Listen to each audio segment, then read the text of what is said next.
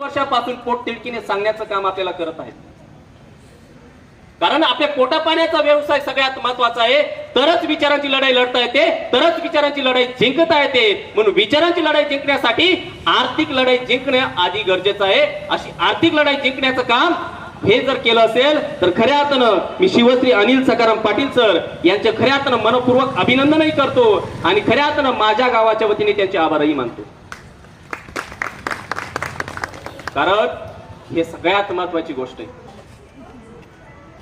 जिजाऊंचा लढा काय होता, छत्रपतींचा लढा काय होता हे प्रथमतः आपण समजून घेतलं पाहिजे. छत्रपती शिवाजी महाराजांनी स्वराज्य निर्माण करत असताना प्रथम मावळ्यांना रोजगार उपलब्ध करून दिलेला आहे, तर स्वराज्य निर्माण झालं. पोटास अन्न लागणे हा खऱ्या अर्थानं छत्रपती शिवरायांचा जाहीरनामा होता. शिवाजी महाराजांनी हातात तलवार दिली तर हातात रोजगारही दिला. हातात रोजगार देण्याचं महान कार्य छत्रपती शिवाजी महाराजांनी केलेलं आहे.